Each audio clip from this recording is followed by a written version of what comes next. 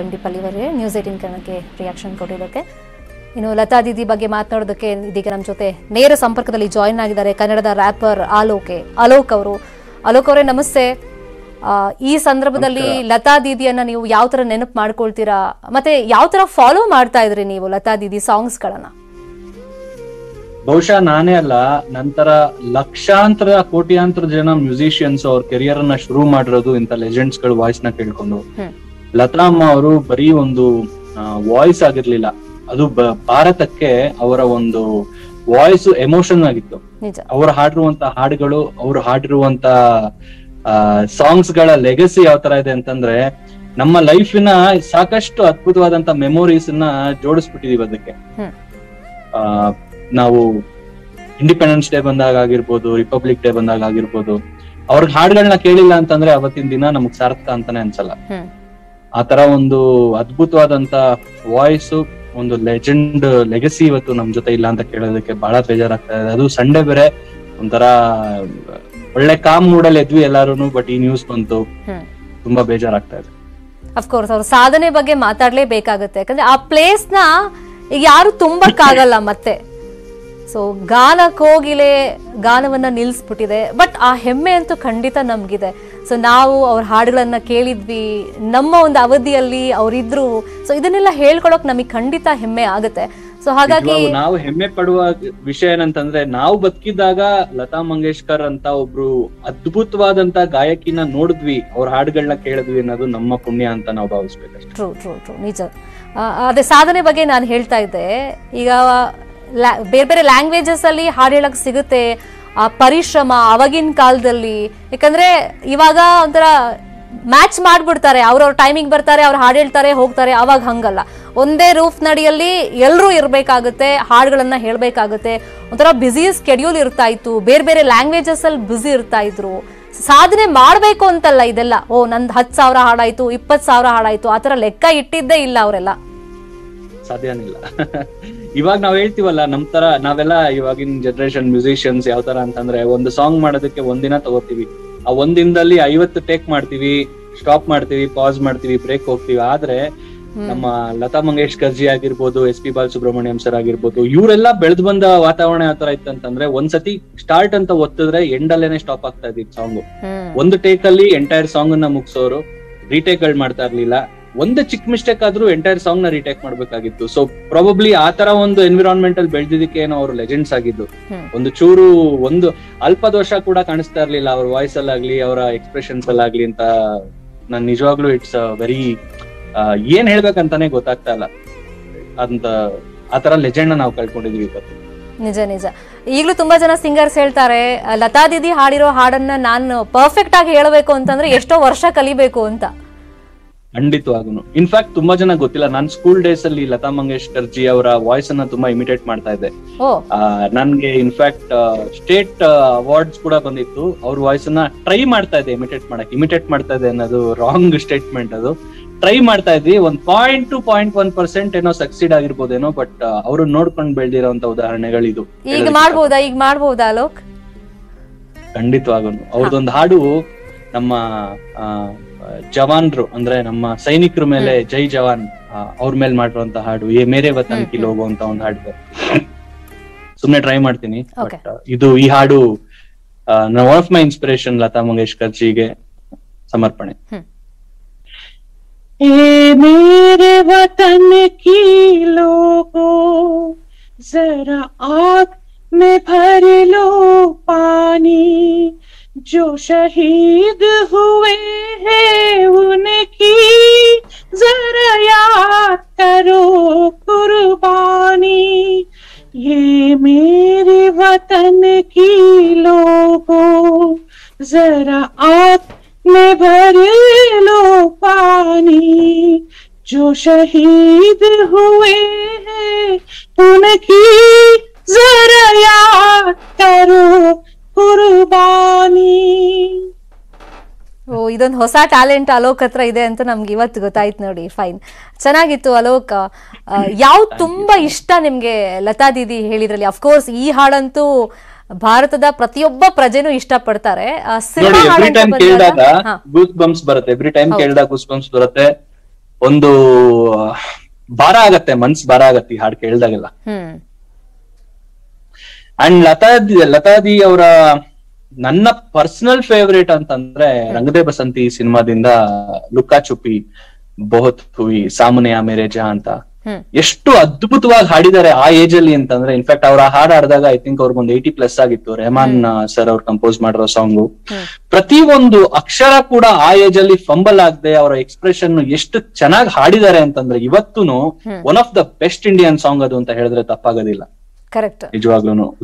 In fact recent ಆಗಿ ಡೆಲ್ಲಿಲಿ ಒಂದು ಫಂಕ್ಷನ್ ಆದಂತ ಟೈಮ್ ನಲ್ಲಿ ಅವ್ರ ವಾಯ್ಸ್ ಯೂಶಲಿ ವಯಸ್ಸಾಗ್ತಾ ಆಗ್ತಾ ಸಿಂಗರ್ಸ್ಗೂ ವಾಯ್ಸ್ ಮೇಲೆ ಕಂಟ್ರೋಲ್ ನಿಧಾನವಾಗಿ ಹೋಗ್ತಾ ಬರುತ್ತೆ, ಶೇಕ್ ಆಗ್ತಾ ಇರುತ್ತೆ ವಾಯ್ಸ್ ಅಂತ.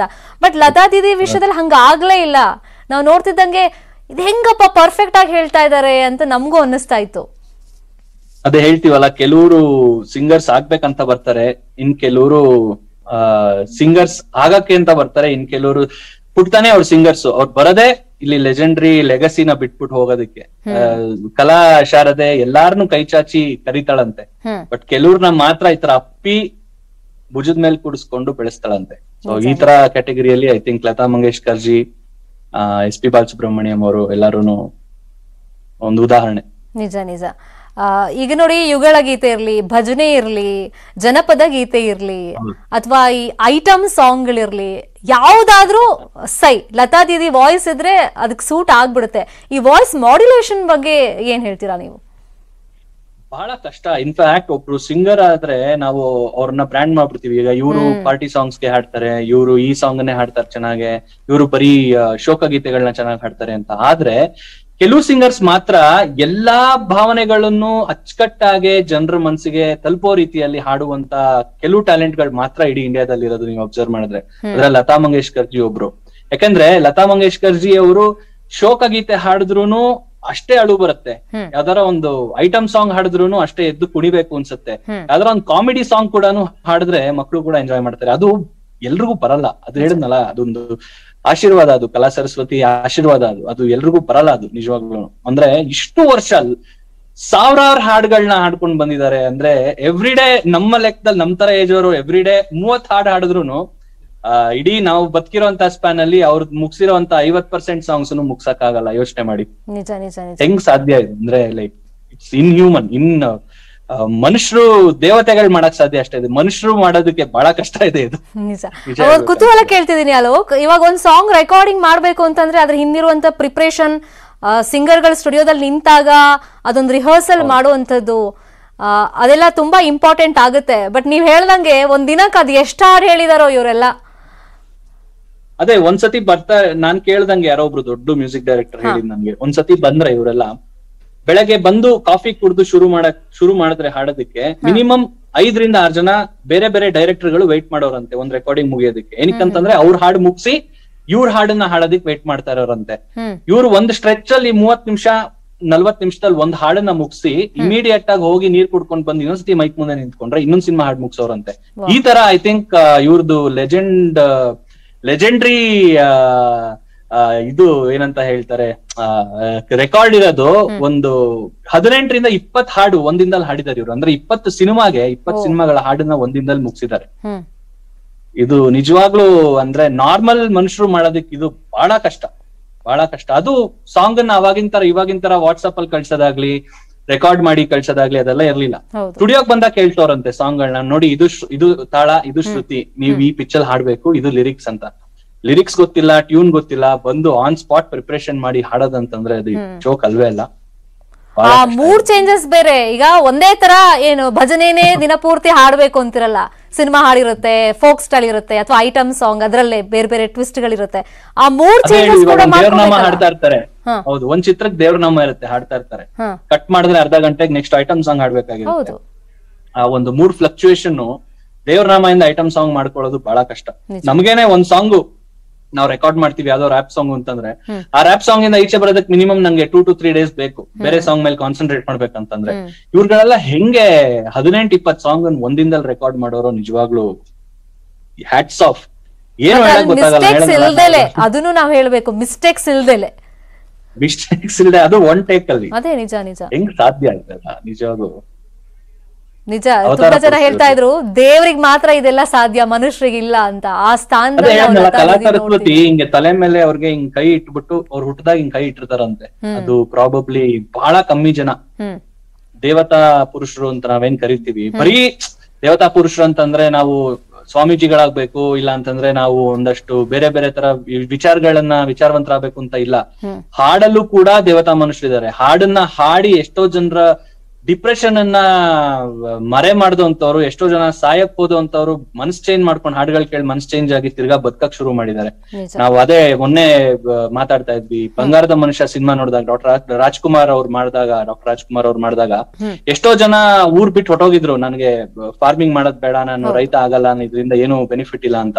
ಒಂದ್ ಹಾಡು ಆಗದು ಎಂದು ಕೈಲಾಗದು ಎಂದು ಅಂತ ಹಾಡನ್ನ ಕೇಳಿ ವಾಪಸ್ ತಿರ್ಗಾ ಅವ್ರ ಲ್ಯಾಂಡ್ ಬಂದು ತಿರ್ಗಾ ಅವ್ರು ಫಾರ್ಮಿಂಗ್ ಮಾಡಕ್ ಶುರು ಮಾಡಿದ್ರು. ಆತರ ಎಷ್ಟೋ ಜನ ಇನ್ಸ್ಪಿರೇಷನ್ ಗಳಿದಾರೆ. ಲತಾ ಮಂಗೇಶ್ಕರ್ ಜಿ ಹಾಡಿರುವಂತ ಎಷ್ಟೋ ಹಾಡುಗಳು, ಎಷ್ಟೊಂದ್ ಜನ ಯಾರ್ಯಾರು ಯೋಧ್ರು ಬೇಡ ನಮ್ಗೆ ಭಯ ಆಗತ್ತೆ, ನಾನು ಆರಾಮಾಗಿರ್ತೀನಿ ಫ್ಯಾಮಿಲಿ ಜೊತೆ ಅಂತ ಹೋದವರೆಲ್ಲ ವಾಪಸ್ ಮೇರೆ ವತನ್ ಕಿ ಲೋಗೋ ಆಗ್ಲಿ ಇಲ್ಲ ಲುಕಾ ಚುಪ್ಪಿ ಆಗ್ಲಿ ಕೇಳ್ಬಿಟ್ಟು ವಾಪಸ್ ತಿರ್ಗಾ ದೇಶಕ್ಕೋಸ್ಕರ ಹೋರಾಡಕ್ ಬಂದಿದ್ದಾರೆ ಆರ್ಮಿಗೆ. ಇದು ಅವತಾರ ಪುರುಷರು ಮಾಡಿರುವಂತ ಕೆಲ್ಸ. ಅಂದ್ರೆ ಒಬ್ರ ಲೈಫ್ ಅನ್ನ ಒಂದು ಪಾಸಿಟಿವ್ ರೀತಿಯಲ್ಲಿ ಚೇಂಜ್ ಮಾಡೋದಿದೆಯಲ್ಲ, ಬಹಳ ಕಷ್ಟ. ಅದು ಕೆಲವ್ರಿಗೆ ಮಾತ್ರ ಸಾಧ್ಯ. ನಿಜ ನಿಜ. ತುಂಬಾ ಜನ ಹೇಳ್ತಾ ಇದಾರೆ, ಅಫ್ಕೋರ್ಸ್ ಅವ್ರು ಇಲ್ಲ ಅನ್ನೋದು ನಮ್ಗೊಂಥರ ಬೇಜಾರು ಆಗತ್ತೆ, ಇಲ್ಲ ಅಂತಲ್ಲ. ಆದ್ರೆ ಒಂಥರ ತುಂಬು ಜೀವನ 92 ವರ್ಷ ಅಂತಂದ್ರೆ ಅದು ಸಾಮಾನ್ಯ ಮಾತಲ್ಲ. ಇಲ್ಲ, ನಿಜವಾಗೂ ಅಂದ್ರೆ ಒಂದ್ ಕಡೆ ಖುಷಿ ಪಡುವಂತ ವಿಷಯ ಏನಂತಂದ್ರೆ 92 ವರ್ಷ ಇವ್ರು ನಮ್ಗೆ ಆಶೀರ್ವಾದ ಮಾಡಿದ್ದಾರೆ ಇವ್ರ ವಾಯ್ಸ್ ಮುಖಾಂತರ. ಒಬ್ರು ಮನುಷ್ಯನ ಆಯಸ್ಸು 100 ವರ್ಷದಲ್ಲಿ ಆಲ್ಮೋಸ್ಟ್ 92 ಇಯರ್ಸ್ ಇವ್ರು ನಮ್ಗೆ ಹಾಡನ್ನ ಹಾಡಿ ನಮ್ಮ ಹುಟ್ಟಿನಿಂದ ನಮ್ಮ ಬೆಳವಣಿಗೆ ತನಕ ಅವರ ವಾಯ್ಸ್ ಅನ್ನ ಕೊಟ್ಟು ಆಶೀರ್ವಾದ ಮಾಡಿದ್ದಾರೆ. ಅಂಡ್ ಇವ್ರು ಬಿಟ್ಟೋಗ್ತಾ ಇರೋದು ಇಷ್ಟನೇ, ಈ ಒಂದು ಲೆಗಸಿನ ಬಿಟ್ಟೋಗ್ತಾ ಇದಾರೆ. ಬಹುಶಃ ಬರುವಂತ ಮುಂದಿನ ವರ್ಷಗಳಲ್ಲಿ ನಮ್ಮ ಮಕ್ಕಳು, ನಮ್ಮ ಮೊಮ್ಮಕ್ಕಳು, ನಮ್ಮ ಮರಿ ಮೊಮ್ಮಕ್ಕಳು ಕೂಡ ಇವ್ರ ಹಾಡನ್ನ ಕೇಳ್ತಾರೆ, ಇನ್ಸ್ಪೈರ್ ಆಗೇ ಆಗ್ತಾರೆ, ಇವರಿಂದ ಕಲಿತಾರೆ, ಅಳ್ತಾರೆ, ನಗ್ತಾರೆ, ಇವ್ರ ವಾಯ್ಸ್ ಮಾಡ್ಯುಲೇಷನ್ಸ್ ಎಂಜಾಯ್ ಮಾಡೇ ಮಾಡ್ತಾರೆ. ಸೊ ಇದು ಇವರು ನಮ್ಮ ಸಮಾಜಕ್ಕೆ ಬಿಟ್ಟು ಹೋಗ್ತಾ ಇರುವಂತ ಕೊಡುಗೆ. ಅಂಡ್ ಇದಕ್ಕಿಂತ ದೊಡ್ಡ ಕೊಡುಗೆ ಇನ್ನೇನಿರಕ್ ಸಾಧ್ಯ. ಟ್ರೂ. ಬೇರೆ ಸಿಂಗರ್ಸ್ ನಿಮ್ಮ ಹತ್ರ ಏನಾದ್ರು ಹೇಳಿದ್ಯಾ ಅಲೋಕ್, ಲತಾ ಮಂಗೇಶ್ಕರ್ ಹಾಡ್ ನಾನು ಟ್ರೈ ಮಾಡ್ತಾ ಇದ್ದೀನಿ, ಸೊ ಹೇಳಿದ್ರೆ ಆಗುತ್ತೋ ಇಲ್ವೋ? ಇಲ್ಲ, ಅದು ಎಲ್ಲಾ ಸಿಂಗರ್ಸ್ಗುನು ಅದೊಂಥರ, ನಾ ಹೇಳ್ತೀನಲ್ಲ, ಇವಾಗ ಒಂದು ಮೈಕ್ರೋಸಾಫ್ಟ್ ನ ಓಪನ್ ಮಾಡಿ ಕಂಪ್ಯೂಟರ್ ಇನ್ಸ್ಟಾಲ್ ಮಾಡ್ಬೇಕಾದ್ರೆ ಕೆಲವು ಬೇಸಿಕ್ ಸಾಫ್ಟ್ವೇರ್ ನ ಹಾಕ್ಬೇಕಾದ್ರೆ ಏನೇನ್ ಫಾರ್ಮುಲಾ ಯೂಸ್ ಮಾಡ್ತೀವೋ ಆತರ ಒಂದು ಬೇಸಿಕ್ ಸಿಂಗರ್ ಆಗ್ಬೇಕಾದ್ರೆ ಬೇಸಿಕ್ ಕಲ್ತಿರುವಂತ ವಾಯ್ಸ್ ಮಾಡ್ಯುಲೇಷನ್ಸ್ ಆಗಿರ್ಬೋದು, ಅವ್ರು ಹಾಡಿರುವಂತ ರೀತಿ ಆಗಿರ್ಬೋದು, ಇದನ್ನೆಲ್ಲ ಇಮಿಟೇಟ್ ಮಾಡೇ ಇರ್ತಾರೆ ಎಲ್ಲಾ ಸಿಂಗರ್ಸ್. ಲತಾ ಮಂಗೇಶ್ಕರ್ ಅವ್ರದ್ದು ಅಂತ ಹೇಳಿದ್ರೆ ತಪ್ಪಾಗೋದಿಲ್ಲ. ಒಂಥರ ಅವರು ಕಟ್ಟಿಟ್ಟ ಬುತ್ತಿ, ಅವ್ರು ಟ್ಯಾಲೆಂಟಿನ ಬುತ್ತಿ. ಆ ಬುತ್ತಿನ ಯಾರ್ಯಾರು ಆ ಬುತ್ತಿ ತರ ಆಗ್ಬೇಕು ನಾನು ಅಂತಾರೋ ಅವ್ರನ್ನ ಇಮಿಟೇಟ್ ಮಾಡೇ ಇರ್ತಾರೆ 100%. ಎಲ್ಲಾ ಸಿಂಗರ್ಸ್, ನಾನು ಒಬ್ರು ಇಬ್ರು ಅಂತ ಹೇಳ್ತಲ್ಲ, ಎಲ್ಲಾರು ಒಂದಲ್ಲ ಒಂದ್ ರೀತಿಲಿ ಲತಾ ಮಂಗೇಶ್ಕರ್ ಜಿ ಅವರ ವಾಯ್ಸ್ ಅನ್ನ 110% ಒಂದಲ್ಲ ಒಂದ್ ರೀತಿಲಿ ಇಮಿಟೇಟ್ ಮಾಡಿರ್ತಾರೆ, ಅದರಿಂದ ಕಲ್ತಿರ್ತಾರೆ. ನಾನೊಬ್ಬ ಮೇಲ್ ಸಿಂಗರ್ ಆಗಿ, ಮೇಲ್ ರ್ಯಾಪರ್ ಆಗಿ ನಾನೇ ಅವರಿಂದ ಇನ್ಸ್ಪೈರ್ ಆಗಿದ್ದೀನಿ ಅಂತಂದ್ರೆ ಇನ್ನ ಅಚ್ಚುಕಟ್ಟಾಗಿ ಮ್ಯೂಸಿಕ್ ಕಲ್ತಿರೋಂತ ಎಷ್ಟು ಜನ ಸಿಂಗರ್ಸ್ ಗಳಿದ್ದಾರೆ, ಅವರೆಲ್ಲ ಇನ್ಸ್ಪೈರ್ 100% ಆಗಿರ್ತಾರೆ. ನಿಜ ನಿಜ ನಿಜ. ನೀವ್ ಹೇಳ್ದಂಗೆ ಇತ್ತೀಚೆಗೆ ಸಿಂಗರ್ಸ್ ಏನಂತಂದ್ರೆ ರೆಕಾರ್ಡ್ಗೋಸ್ಕರ ಹಾಡ್ ಹೇಳೋರು ಇದಾರೆ, ಇಂತಿಷ್ಟ ಆಯ್ತು ಅಂತ ಲೆಕ್ಕ ಇಡೋರಿದ್ದಾರೆ, ಮತ್ತೆ ಅವ್ರ ಲೈಫ್ ಸ್ಟೈಲ್ ಕೂಡ ಚೇಂಜ್ ಆಗ್ತಾ ಹೋಗುತ್ತೆ. ಒಂದ್ ಹಾಡಾಡಿ ನಾನು ದೊಡ್ಡ ಸಿಂಗರು, ನಾನೊಬ್ಬ ದೊಡ್ಡ ಕಲಾವಿದ್ರು ಅಂತ ಹೇಳ್ಕೊಂಡು ಓಡಾಡೋಂತ ಜಮಾನ ಇದು. ಲಕ್ಷಾಂತರ ಹಾಡು ಹೇಳಿ ಅವ್ರ ಒಂದಿನ ಪೋಸ್ಟ್ ಮಾಡ್ಕೊಂಡಿಲ್ಲ, ನಾನು ಇಂಥ ಸಿಂಗರ್ ಇಷ್ಟ ಹಾಡು ಹಾಡಿದೀನಿ ಅಂತ. ಅದಕ್ಕೆ ಕಲಿಯೋದ್ ಬಾಳ ಇದೆ ಇಂಥವ್ರಿಂದ. ಐ ಥಿಂಕ್ ಇವ್ರ ಮಾರ್ಗದರ್ಶನ ಆಗ್ಬೇಕು ನಮ್ಮಂತವ್ರಿಗೆ. ನಿಜ ನಿಜ. ತುಂಬಿದ್ ಕೂಡ ಯಾವತ್ತೂ ತುಳುಕಲ್ಲ ಅಂತಾರಲ್ಲ, ಅದಕ್ಕೂ ಮತ್ತೊಂದು ಎಕ್ಸಾಂಪಲ್ ಲತಾ ಮಂಗೇಶ್ಕರ್ ಅವರು. ಇನ್ಫ್ಯಾಕ್ಟ್ ನಾನೇ ಅಷ್ಟೇ, ಇವಾಗ ಕೋಗಿಲೆ ಹಾಡು ಹೇಳ್ತಾ ಇದ್ರೆ ಹೋಗಿ ಹುಡುಕಕ್ ಟ್ರೈ ಮಾಡ್ತೀವಿ, ಯಾಕಂದ್ರೆ ಕೋಗಿಲೆ ಯಾರ ಕಣ್ಗೂ ಕಾಣಲ್ಲ ಅಷ್ಟು ಈಸಿಯಾಗಿ. ಬಟ್ ಇವ್ರ ಗಾನ ಕೋಗಿಲೆ ನಮ್ ಕಣ್ಣಿಗೆ ಕಂಡಿದ್ದಾರೆ, ಹಾಡ್ ಹೇಳಿದ್ದಾರೆ, ನಮ್ಮನ್ನ ಇಷ್ಟು ವರ್ಷ ರಂಜಿಸಿದ್ದಾರೆ. ಆ ಗಾನ ಕೋಗಿಲೆ ಅನ್ನೋ ಟೈಟಲ್ ಬಗ್ಗೆ ಏನ್ ಹೇಳ್ತೀರಾ ಅಲೋಕ್? ಅದು ಕರೆಕ್ಟ್ ಟೈಟಲ್ ಯಾರು ಕೊಟ್ರೋ ನಿಜವಾಗ್ಲೂ ಅವ್ರಿಗೆ ನಾವು ಸಲ್ಯೂಟ್ ಮಾಡ್ಬೇಕು. Nightingale of Indian music Lata Mangeshkar. ಯಾಕಂದ್ರೆ ಮೊನ್ನೆ ಕೂಡ ಒಂದು ಸಲ್ಮಾನ್ ಖಾನ್ ಹಾಡಿರೋ ಹಾಡನ್ನು ಕೇಳ್ತಾ ಇದ್ದೆ. ಅವ್ರ ಫಿಲಮ್ ಅಲ್ಲೂ ಕೂಡ ನೀವು ಯೋಚನೆ ಮಾಡಿ, ಅಂದ್ರೆ ಸಲ್ಮಾನ್ ಖಾನ್ ಒಬ್ರು ಸೂಪರ್ ಸ್ಟಾರ್. ಅವ್ರ ಸಿನಿಮಾದಲ್ಲಿ SP ಬಾಲಸುಬ್ರಹ್ಮಣ್ಯಂ ಸರ್ ಸಲ್ಮಾನ್ ಖಾನ್ ಅವ್ರಿಗೆ ವಾಯ್ಸ್ ಕೊಡ್ತಾರೆ, ಲತಾ ಮಂಗೇಶ್ಕರ್ ಜಿ ಫಿಮೇಲ್ ವಾಯ್ಸ್ ಕೊಡ್ತಾರೆ. ಹಮ್ ಆಪ್ಕೆ ಹಕೋನ್ ಸಿನಿಮಾಯಿಂದ ಎಷ್ಟು ಅಂದ್ರೆ ಬ್ಲೆಂಡ್ ನೋಡಿ ಎಷ್ಟು ಚೆನ್ನಾಗ್ ಆಗಿದೆ. ನಮ್ಮ South Indian talent SP sir, ಇವರು proper North Indian talent mix ಆಗಿ ಒಂದು ಬ್ಯೂಟಿ ಆಫ್ ಇಂಡಿಯನ್ ಮ್ಯೂಸಿಕ್ ಅನ್ನ ತೋರಿಸಿದ್ದಾರೆ. ಇದಕ್ಕಿನ್ನ ಇನ್ನೇನ್ ಬೇಕು? ನಿಜ ನಿಜ ನಿಜ. ಕೇಳೋದಕ್ಕೆ ಅದ್ಭುತವಾಗಿದೆ. ನಿಜ, ನಮಗೂ ಹೆಮ್ಮೆ ಆಗುತ್ತೆ ಇನ್ಫ್ಯಾಕ್ಟ್ ಲತಾ ಮಂಗೇಶ್ಕರ್ ಅವ್ರ ಬಗ್ಗೆ ಮಾತಾಡುವಾಗ. ಬಟ್ ಇಲ್ಲ ಅಂತ ಹೇಳಿದಾಗ ಎಂಥ ವ್ಯಕ್ತಿನಾದ್ರೂ ಒಂದಲ್ಲ ಒಂದಿನ ಹೋಗ್ಬೇಕಾಗತ್ತೆ. ಆದ್ರೆ ನಿಜಕ್ಕೂ ಬೇಜಾರಾಗುತ್ತೆ, ಇಲ್ಲ ಅಂತಲ್ಲ. ಬಹಳ ಜ್ಞಾಪಕ ಬರುತ್ತೆ. ಫೈನ್ ಅಲೋಕ್, ಹಾಗೆ ಸಂಪರ್ಕದಲ್ಲಿರಿ, ಹಾಗೆ ಲೈನಲ್ಲಿರಿ ಪ್ಲೀಸ್. ಇದೀಗ ನಮ್ಮ ಜೊತೆ ಮಾತನಾಡೋದಕ್ಕೆ ಮ್ಯೂಸಿಕ್ ಡೈರೆಕ್ಟರ್ ಆಗಿರುವಂತಹ ಪ್ರವೀಣ್ ಡಿ ರಾವ್ ಅವರು ಸಂಪರ್ಕದಲ್ಲಿ